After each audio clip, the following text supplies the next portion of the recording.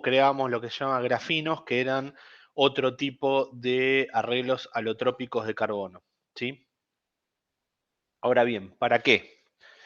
Es la gran pregunta. Los dispositivos de almacenamiento de energía, ¿sí? Sobre todo los de energía electroquímica, que son los EES por las siglas en inglés, básicamente estamos hablando de baterías, ¿sí? Baterías y supercapacitores, digamos, que son, digamos, elementos que son reconocidos como EES, digamos, en el mercado. Básicamente son elementos que pueden almacenar, o mejor dicho, que no solamente pueden almacenar energía electroquímica, sino que la pueden entregar y alimentar, digamos, una máquina, un equipo o lo que fuere, ¿sí? Tienen algunos problemas de aplicación los grafenos, como veníamos diciendo antes, ¿sí? Justamente por eso surgen este tipo de grafenos que veníamos comentando, ¿no? Estos que tienen una red distinta, o estos grafenos que primero los oxidábamos y luego los dejábamos, digamos, con esos agujeros. Básicamente, el grafeno no deja de ser... de tener, digamos, de existir en su red fuerzas de Van der Waals, ¿sí?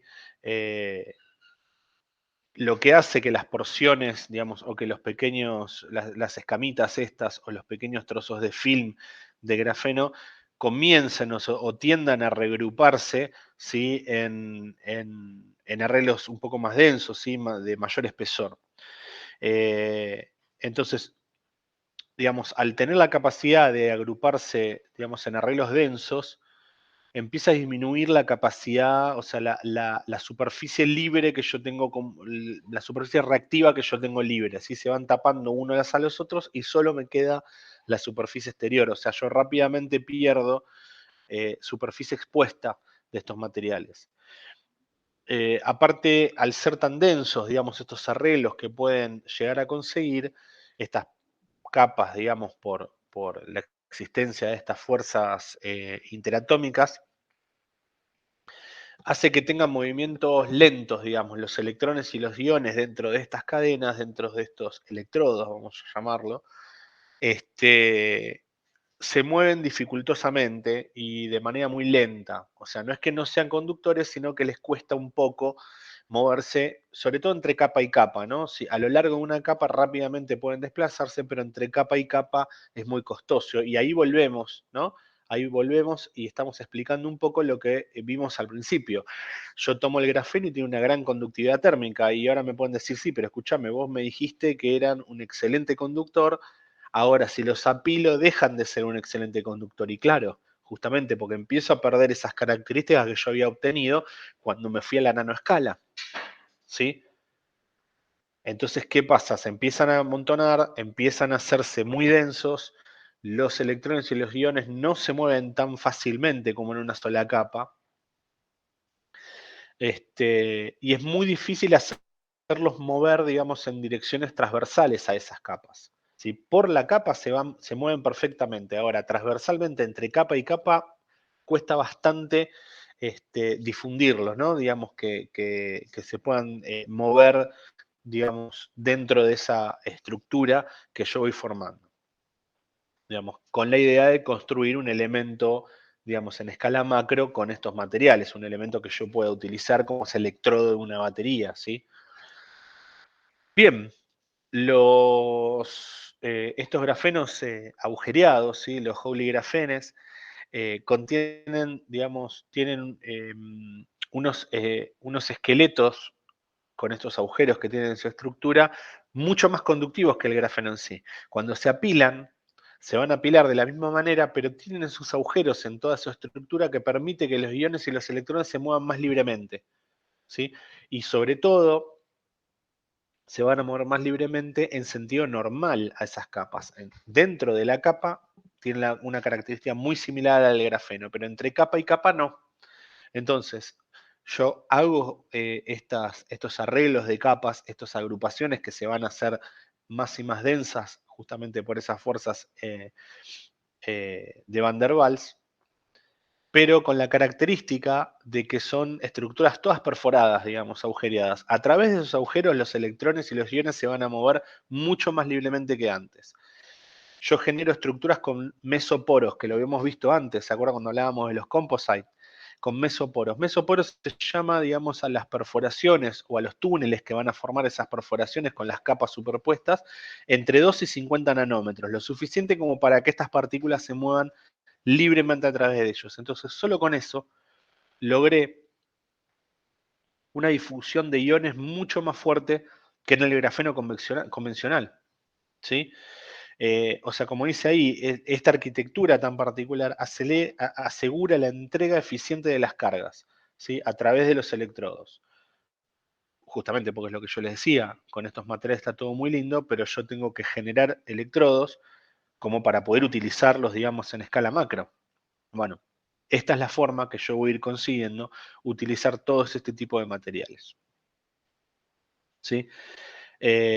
O sea, materiales con una excelente movilidad iónica, donde yo los puedo, digamos, tener dentro de un dispositivo de generación electroquímica y poder utilizarlos con muy baja resistencia eléctrica y una muy alta conductividad y sobre todo una movilidad iónica muy interesante, ¿sí?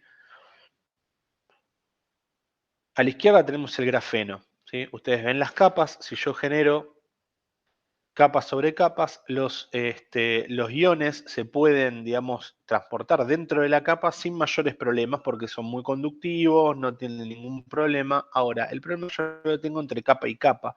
Entre capa y capa empieza a ser más dificultosa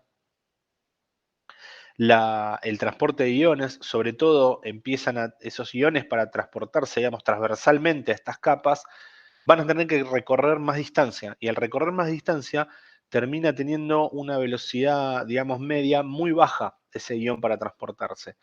Entonces, en definitiva, lo que pasa es que yo tengo electrodos, por ejemplo, dentro de una batería con muy baja eficiencia. En cambio, si yo utilizo estos grafenos agujereados, lo que voy a obtener son túneles, o sea, pasajes por donde los iones se van a poder trasladar mucho más fácilmente y en carreras, digamos, en distancias más cortas, ¿sí? Entonces, voy a tener mucha superficie accesible para que los iones se puedan transportar de un electrodo al otro, ¿sí? Eso por un lado. Después se van a transportar mucho más fácilmente y más rápido. Van a recorrer distancias más cortas y de manera más rápida. O sea, las mejoras son exponenciales, ¿sí? Y con este tipo de componentes, sí yo puedo fácilmente construir electrodos, digamos, en escala macro para cualquier tipo de baterías. Acá está un poco lo que habíamos hablado de cómo consigo yo este, agujerear, digamos, estas capas de grafeno. Tengo varias opciones. Uno es un tratamiento catalítico, ¿sí? Que es un grabado catalítico, si quieren.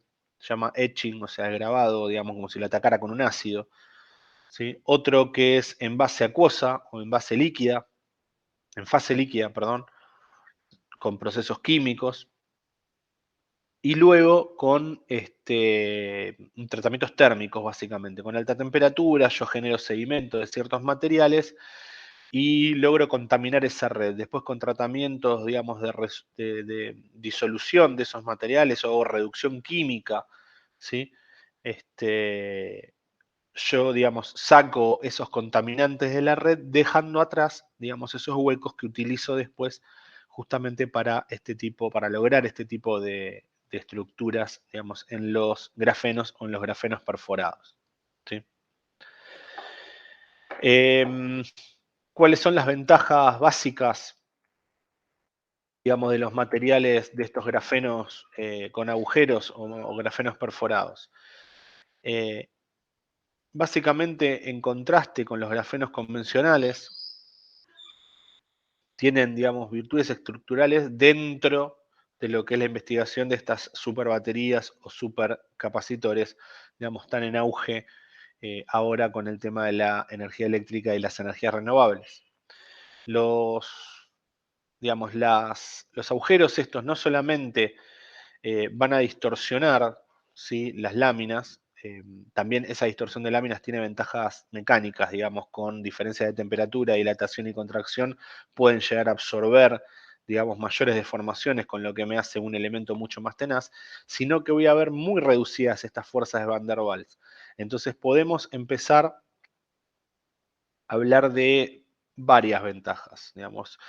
Digamos, los materiales producidos en base a estos grafenos, digamos, agujereados, tienen grandes superficies de intercambio, mucha área activa, ¿sí?, químicamente activa, ¿sí?, como para aumentar significativamente la densidad energética de estos componentes.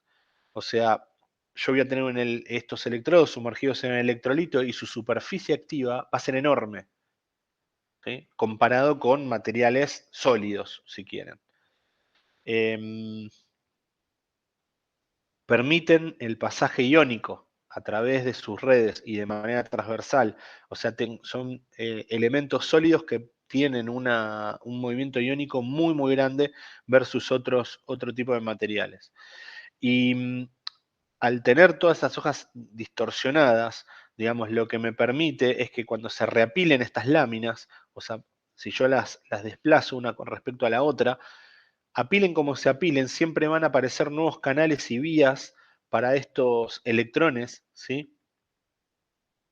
Eh, que en definitiva la transferencia de carga son electrones viajando por conductores, ¿sí?, básicamente. Entonces lo que voy a tener son elementos mucho más densos en términos energéticos, ¿sí? Básicamente estos tipos de grafenos se utilizan mucho para la fabricación de electrodos, ¿sí?, en las baterías, los que van sumergidos, digamos, en los electrolitos. ¿Tá? Esto quedó claro más o menos, ¿no? Que eran los grafinos y los grafenos perforados.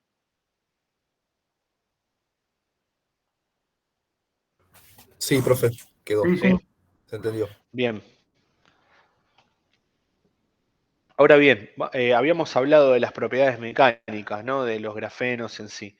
Eh, mm, Tiene propiedades mecánicas excepcionales, obviamente cuando estamos hablando de arreglos hexagonales y de espesores de una capa, por ejemplo. Em, digamos, cuando yo lo utilizo, digamos, como material de aporte en otro tipo de compuestos, también logran tener características mecánicas bastante grandes. Fíjense que, por ejemplo, el módulo de Young de estos, o sea, el módulo de elasticidad de un grafeno, estamos hablando de los terapascales, ¿sí? De 1 terapascal, o sea, no es poca cosa, ¿sí? Un límite de rotura de estos materiales se los calcula en los 130 gigapascales, o sea, estamos hablando de resistencias y de módulos elásticos enormes. Ahora, ¿cómo se miden estas cosas? Básicamente yo deposito una capa, hay varios métodos. Uno es el piezoeléctrico que vemos a la derecha, ¿no? Yo monto o pego o adhiero una de estas capas sobre un material piezoeléctrico donde yo le doy una determinada tensión y obviamente va a cambiar su forma y su geometría y va a ejercer una cierta fuerza sobre estas capas. Entonces yo calculo, digamos, esas tensiones en base al comportamiento de este material piezoeléctrico, ¿sí?, conocido, obviamente, y en función de eso yo puedo llegar a calcular, digamos, la resistencia del grafeno como tal.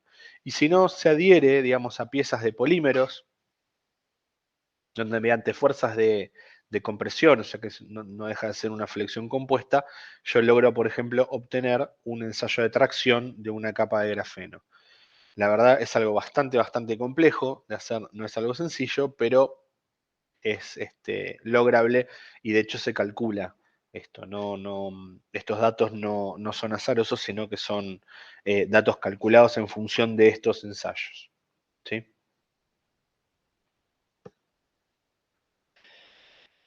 ¿Cuáles son las aplicaciones más comunes hoy en día? Bueno, obviamente, como dijimos recién, lo que es acumular energía, ¿sí?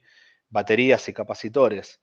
Lo que son sensores de alta velocidad, justamente por la velocidad en la que se mueven los electrones y los iones dentro de estas redes, ¿sí? Identificación de gases, ¿sí? Básicamente porque los puedo filtrar, los puedo marcar, los puedo identificar.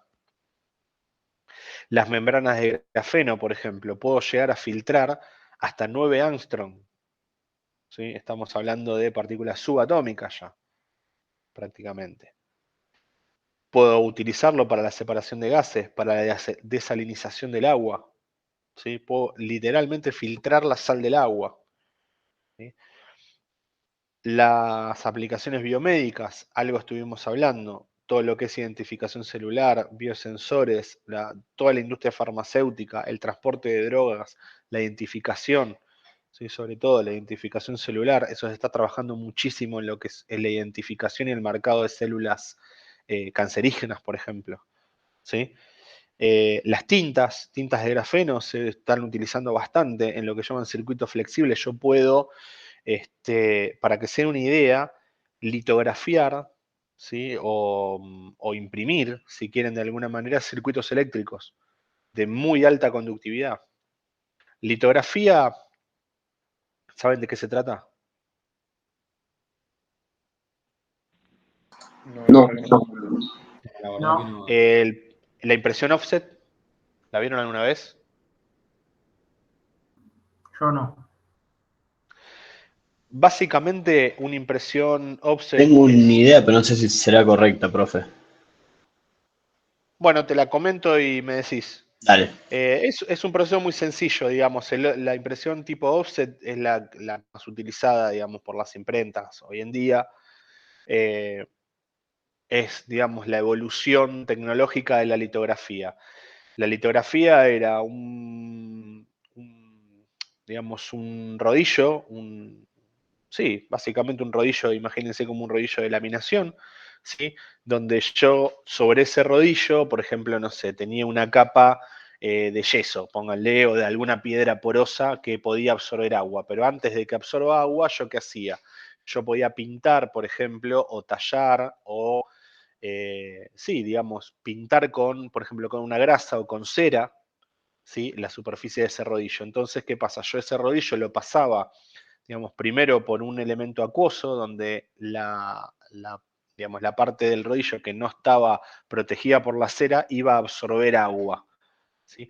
Luego lo pasaba por una tinta, pero la tinta es en base a aceite, entonces rechaza el agua. Entonces, ¿dónde quedaba la tinta? Quedaba solamente en las partes que yo había marcado, pintado o dibujado con, por ejemplo, una cera o con un aceite, ¿sí? Entonces, luego, después pasaba ese rodillo por arriba de un papel y le imprimía, digamos, lo que yo quería. Básicamente la impresión offset es lo mismo. Yo genero placas, ¿sí? Con sectores discriminados, que son hidrofóbicos y sectores que aceptan el agua. Entonces, ¿qué pasa? Las tintas, por ejemplo, son al aceite. Entonces, yo cuando pasaba por ese rodillo, la tinta se adhiere solamente a las zonas que yo elegí, ¿sí? Entonces, cuando yo vuelvo a pasar por el papel, deposito tinta, digamos, con esas zonas tan particulares. Bueno, con ese tipo de métodos y utilizando tintas de grafenos, yo puedo imprimir circuitos, ¿sí? Con procesos litográficos estamos hablando. Y tan pequeños como se les ocurra, porque estoy pudiendo tener, ya les digo, conductores a la nanométrica, ¿sí?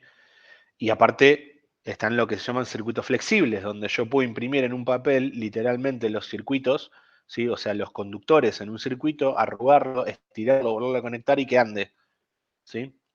Las pantallas LCD flexibles son en base a grafenos. Revestimientos, ¿sí? Súper hidrofóbicos que rechacen el agua, anticorrosivos, incluso, ¿se acuerdan que yo les había comentado de lo que eran lubricantes también?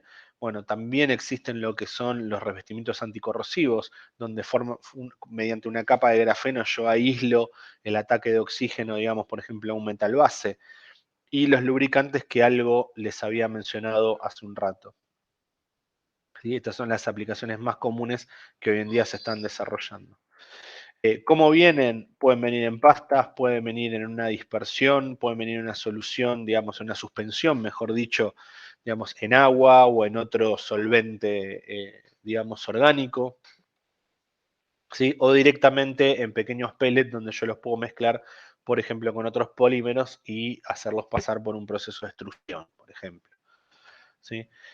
Abajo a la derecha ven las imágenes, por ejemplo, de una superficie tratada con grafenos hidrofóbica, ¿sí? Donde literalmente una gota de agua rebota, ¿sí? No deja ningún tipo de traza de agua en una superficie.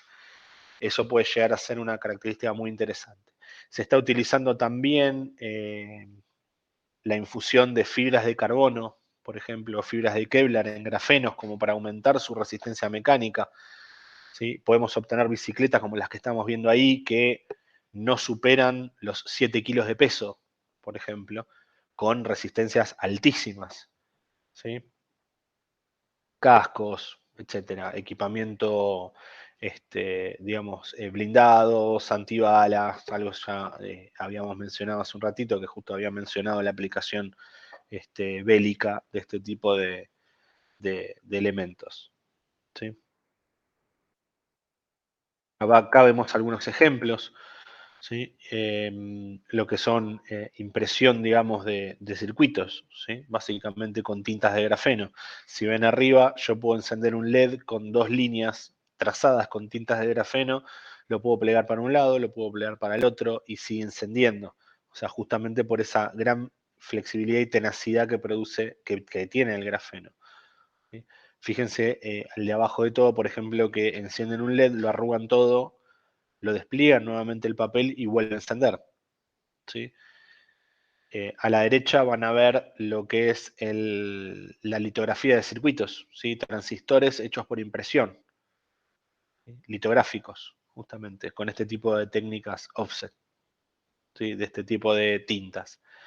Y abajo es este tipo de tratamientos superficiales, son tratamientos antifricción, muy utilizados para lo que son herramientas de corte y alguna que otra pieza de matricería. Son los tratamientos DLC, que se llaman, DLC significa Diamond Like Carbon. Yo en una estructura como el grafeno, ¿sí? Reemplazo los átomos de carbono por moléculas, digamos, por otros arreglos de átomos de carbono, pero en forma de diamante. Entonces lo que obtengo son nanosuperficies de altísimas durezas y coeficientes de rozamiento súper bajos. Estamos hablando de o sea, los espesores de estos tipos de tratamientos pueden superar los nanométricos, ¿sí? Pueden estar en algunos micrones, en algunas micras, ¿sí? De espesor, pero digamos los materiales que yo deposito son nanomateriales. Los nanorecubrimientos en lo que son herramientas de corte significaron, digamos, una evolución muy interesante en cuanto a velocidades y prestaciones y prácticamente hicieron desaparecer herramientas, por ejemplo, las herramientas no revestidas prácticamente desaparecieron justamente por el crecimiento de este tipo de revestimientos. Por lo general son procesos PVD, ¿sí? Deposición física de vapores. ¿Sí? Esto es para que también volvamos a tener una idea de lo que son las escalas, ¿sí? El número de capas, las dimensiones promedio, ¿sí? De cómo se van formando y de cómo se van, digamos, clasificando este tipo de compuestos. Cuando yo tengo muchas capas de grafeno, básicamente ya paso a microplacas de grafito, ¿sí? Donde son placas bastante más grandes y obviamente ya después al grafito conocido. Lo mismo pasa con los óxidos de grafito, pero vamos al revés. Acuérdense que partimos del grafito, lo oxidamos, lo exfoliamos para hacer las micro capas de óxido de grafeno, luego lo reducimos y obtenemos los exfoliamos y obtenemos las nano, digamos, los grafenos, el grafeno oxidado, digamos, pero en nanoláminas, ¿sí? Esto es un poco la evolución. Esto después no es bastante interesante, pero después váyanlo mirando. Es una. Mírenlo tranquilo, después lo vamos a volver a ver. Al final, después, cuando veamos la parte de Fullerenos, lo vamos a volver a ver. Es lo que estamos hoy, digamos, y lo que se espera para el futuro, digamos, en este tipo de materiales, sobre todo con los grafenos, ¿no? Y de la mano de los grafenos vienen los fullerenos, los nanotubos, etc. ¿Sí? ¿Quedó claro, gente? Y con esto ya estamos cerrando, ya no les saco más tiempo, los dejo descansar.